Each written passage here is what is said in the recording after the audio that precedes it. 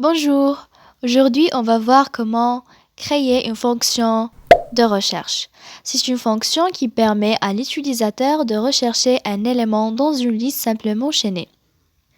Donc on va travailler comme d'habitude par le programme qu'on a déjà fait précédemment, un programme qui permet de saisir des éléments à la fin de la liste simplement chaînée et qui contient aussi une fonction d'affichage pour voir les éléments qui composent notre liste simplement chaînée.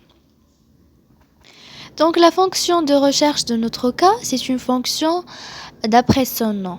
Il permet de chercher un élément dans une liste simplement chaînée.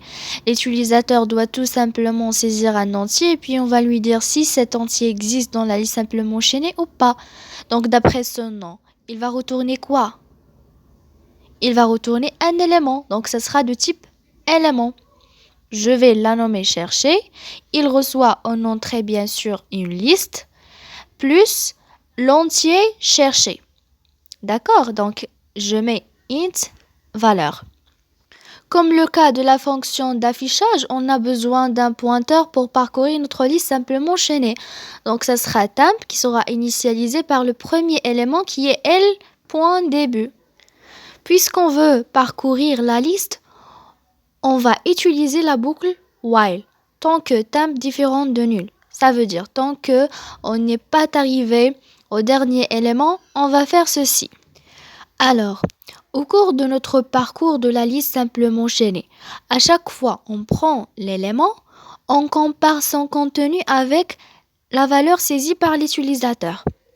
Donc, à l'intérieur de la boucle while, on met la condition if. Ça veut dire, si on a trouvé l'élément, break. If temp flèche donnée égale valeur, break. Ce qui est équivalent à dire, une fois on trouve que le contenu de l'élément égale à la valeur saisie par l'utilisateur, on arrête. On ne va pas continuer notre parcours. Et bien évidemment, on incrémente le pointeur temp en mettant temp reçoit temp flèche suivant. Il nous reste retourner le résultat. Qu'est-ce qu'on va retourner? Bien sûr, un pointeur. C'est le pointeur temp. Donc, return temp. Parce qu'une fois on trouve l'élément, on s'arrête. En fait, la dernière valeur prise par le pointeur temp, c'est l'élément recherché. On passe maintenant au int main. Printf, donnez l'entier que vous cherchez.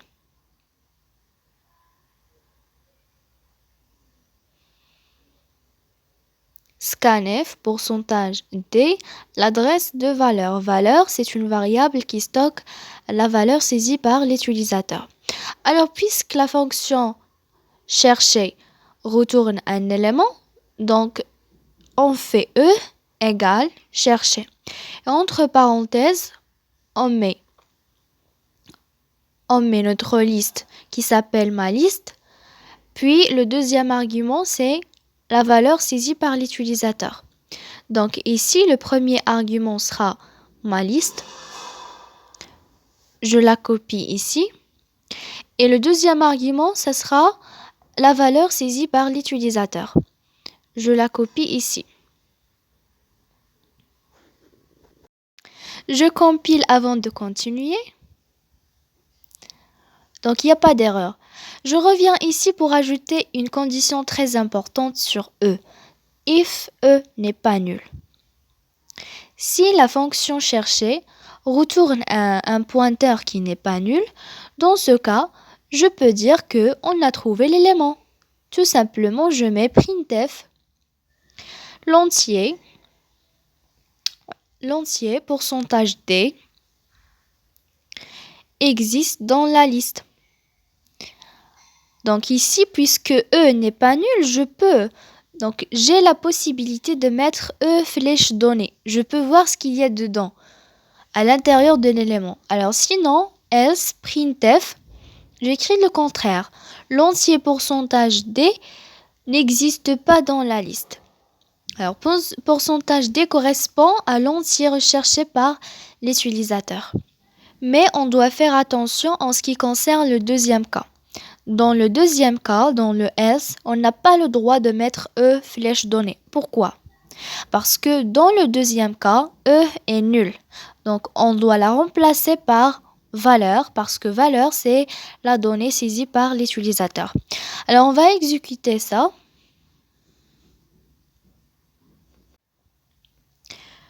Donner le nombre des éléments à insérer à la fin de la liste. C'est ce qu'on a fait dans les vidéos précédentes lorsqu'on a fait la fonction d'ajout à la fin.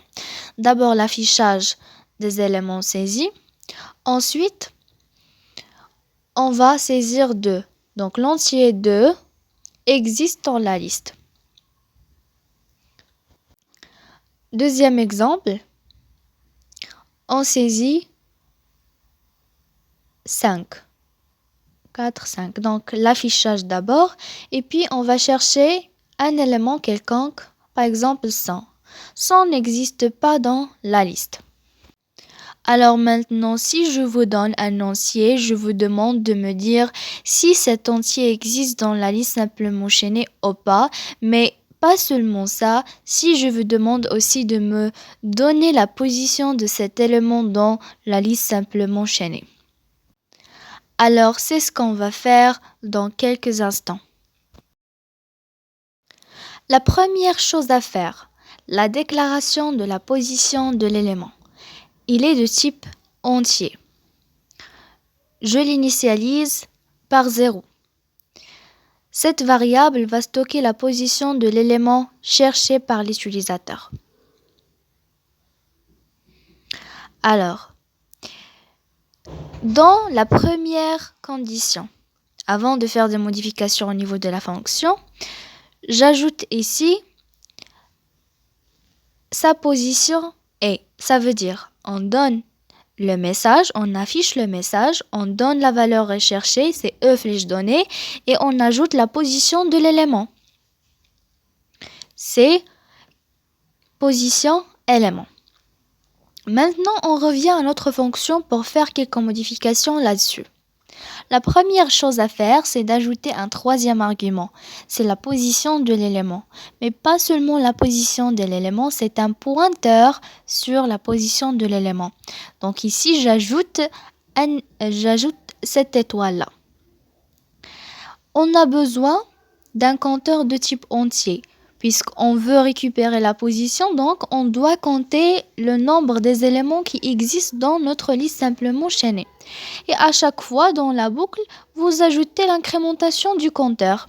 Puisque vous faites l'incrémentation du pointeur temp, alors vous faites aussi l'incrémentation du compteur.